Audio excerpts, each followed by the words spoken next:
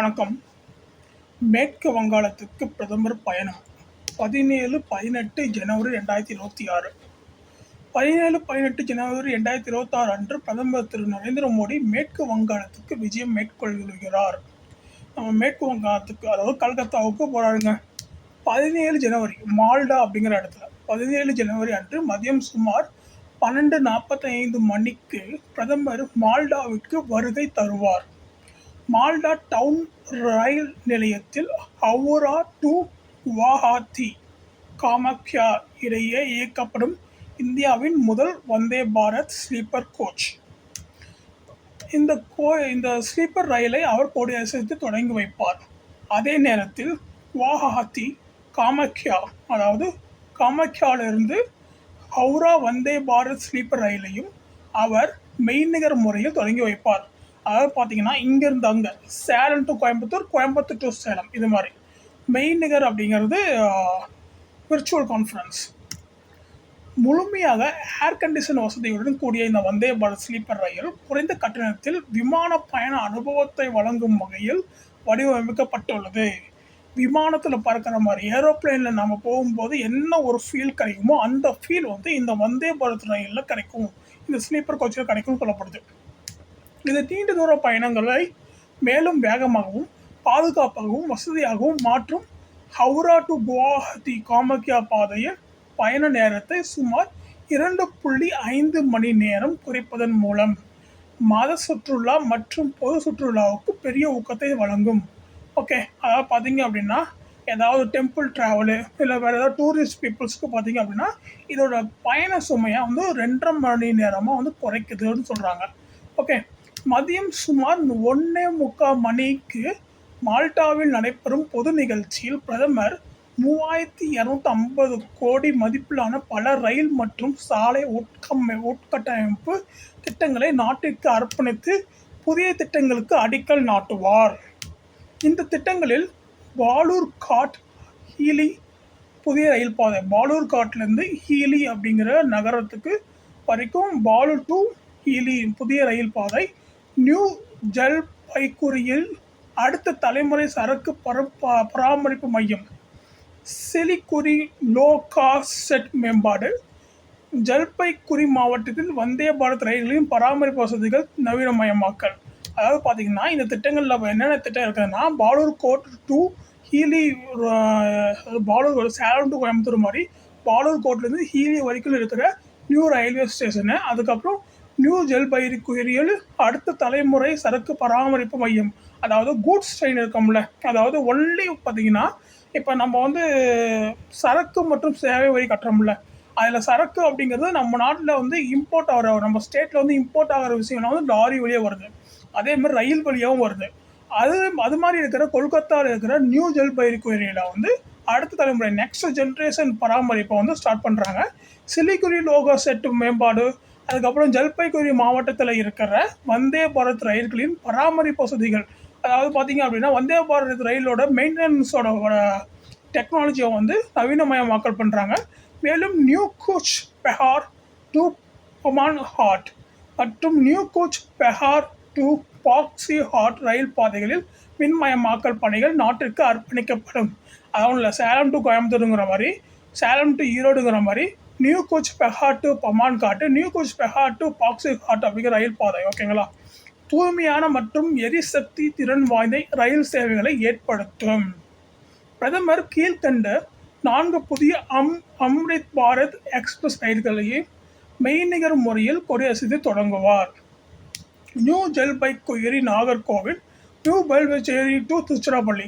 இது கல்கத்தாவிலிருந்து நியூ ஜல்பைகுரி நாகர்கோவில் தூரமும், நியூ ஜல்பைகுரி அப்படிங்கிற மாவட்டம் கல்கத்தாவிலிருந்து திருச்சி வரைக்கும் இருக்கிற ரயில் பாதையும், அலிபுர்துவார் அப்படிங்கிற இடத்துலேருந்து எஸ்எம்விடி பெங்களூர் வரைக்கும், அலிபுர்துவார்லேருந்து மும்பை வரைக்கும். ஓகேங்களா, அதாவது east to west, east to south, இதை கனெக்ட் பண்ணுறாங்க. மேலும் எல்ஹெச்பி பெட்டிகளுடன் கூடிய 2 புதிய ரயில்வே சேவைகள், ராதிகாப்பூர் எஸ்எம்விடி பெங்களூர் எக்ஸ்பிரஸ், ராதிகாப்பூர்லேருந்து எஸ்எம்விடி பெங்களூர் எக்ஸ்பிரஸ், பாலூர் காட் இருந்து எஸ்எம்விடி பெங்களூர் எக்ஸ்பிரஸ். ஓகேங்களா, ராதிகாப்பூர்லேருந்து எஸ்எம்விடி, அதுக்கப்புறம் பாலூர் காட்லேருந்து எஸ்எம்விடிக்கு ரயில் சேவைகள் வழங்கப்படுது.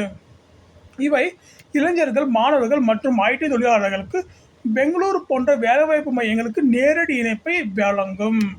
மேலும் தேசிய நெடுஞ்சாலை 31D இன் தூப்குரி டு பலகட்டா பகுதியை 4 வழி சாலையாக மற்றும் பணிகளுக்கு பிரதமர் அடிக்கல் நாட்டுவார். இந்த பணிகள்லாம் வந்து தொடங்கி வைக்கிறாங்க. ஓகே, இது வடக்கு வங்காளத்தில் சாலை இணைப்பை மேம்படுத்தும். ஓகே, 18 ஜனவரி ஹூக்ளி சிங்கூர் இந்த இடத்துல இருந்து 18 ஜனவரி அன்று பிற்பகல் 3 மணிக்கு ஹூக்ளி மாவட்டம் சிங்கூரில் நடைபெறும் நிகழ்ச்சியில் பிரதமர் 830 கோடி மதிப்பிலான பல வளர்ச்சி திட்டங்களை தொடங்கி அடிக்கல் நாட்டி கொடி அசைத்து ஆரம்பிப்பார்.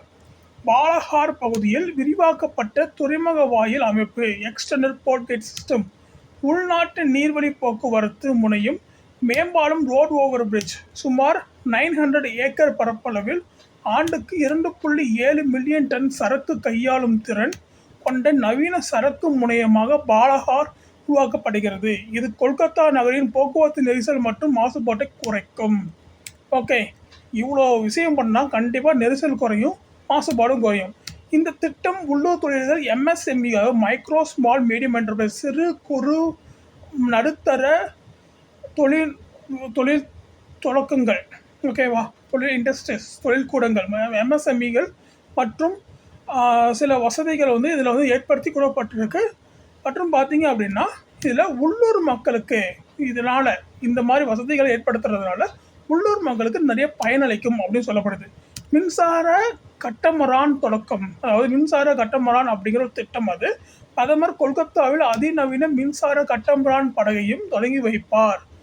கோச்சின் ஷிப்யார்ட் நிறுவனத்தால் தயாரிக்கப்பட்ட இந்த 50 பயணிகள் கொள்ளளவு கொண்ட ஹைபிரிட் மின்சார படகு 0 மாசு வெளியீட்டுடன் இயங்கும். இது நகர்ப்புற நதி போக்குவரத்து, சுற்றுலா மற்றும் கடைசி கட்ட இணைப்புக்கு உதவும். புதிய ரயில் பாதைகள் அயராம்பாடி டு பரகோபிநாத்பூர், அங்கிருந்து மயனாப்பூர் புதிய ரயில் பாதை, அதாவது கோயம்புத்தூர் டு சேலம், சேலம் டு சென்னை அப்படிங்கிற மாதிரி. அதுக்கப்புறம் மயனாப்பூர் டு அயரம்பாடி, சென்னை டு கோயம்புத்தூர் அப்படிங்கிற மாதிரி புதிய ரயில் சேவை பராமரிக்கப்படுகிறது.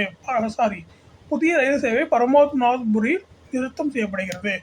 இது பாங்குரா மாவட்ட மக்களுக்கு மலிவான மற்றும் வசதியான பயணத்தை வழங்கும். புதிய அம்ரித் பாரத் எக்ஸ்பிரஸ் ரயில்கள் Howrah Anand Vihar, Howrah to Anand Vihar terminal, Sealdah to Varanasi, Santragachi to Tambaram. இந்த அனைத்து திட்டங்களுக்கும் கிழக்கு மற்றும் வடகிழக்கு இந்தியாவை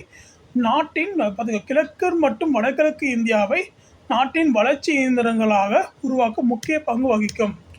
ஓகேவா, இந்த மாதிரியான ரயில் திட்டங்கள், போக்குவரத்து திட்டங்கள், அதுக்கப்புறம் வந்து பார்த்தீங்க அப்படின்னா இந்த எல்லா திட்டங்களும் வந்து டெக்னாலஜிக்கலாக வந்து ஸ்ட்ரென்தன் பண்ணுறாங்க. இப்படி ஸ்ட்ரென்தன் பண்ணுறதுனால ஒரு ஹை கிளாஸ் பீப்புளாக வாழ்கிற மாதிரியான ஒரு சுச்சுவேஷன் ஏற்படுத்துகிறாங்க. இது மாதிரியான ஏற்படுத்துறதுனால பார்த்தீங்க அப்படின்னா இவங்களுக்கு வந்து நெரிசல்கள் குறையுது. ஓகேவா, நெரிசல்கள் குறையுது. அதுக்கப்புறம் மாசு கட்டுப்பாட்டு லெவல் வந்து என்வரான்மெண்ட், சுத்தம் சுகாதாரம் வந்து அதிகமாகுது. இதனால் அங்கே இருக்கிற உள்ளூர் மக்களுக்கு பயனளிக்கப்படுகிறது. அது மட்டும் இல்லை, MSME, அதாவது சிறு குறு நடுத்தர நிறுவனங்களும் பயனாளிகளாகிறாங்க. அது மட்டும் இல்லாமல் அதாவது பார்த்தீங்கன்னா கல்கத்தா டு திருச்சி, கல்கத்தா டு பெங்களூர் போன்ற ரயில்கள் இணைக்கிறதுனால நகரங்கள் இணைக்கப்படுது. இதனால் வந்து மக்களுடைய வேலை வாய்ப்புகள் இன்க்ரீஸ் ஆகுதுன்னு சொல்கிறாங்க. உங்களுக்கு இந்த நியூஸ் பிடிச்சிருந்துச்சு அப்படின்னா லைக் பண்ணுங்கள், ஷேர் பண்ணுங்கள், சப்ஸ்கிரைப் பண்ணுங்கள், மறக்காமல் பெல் ஐக்கானை கிளிக் பண்ணுங்கள். Okay, thank you, Jai Hind.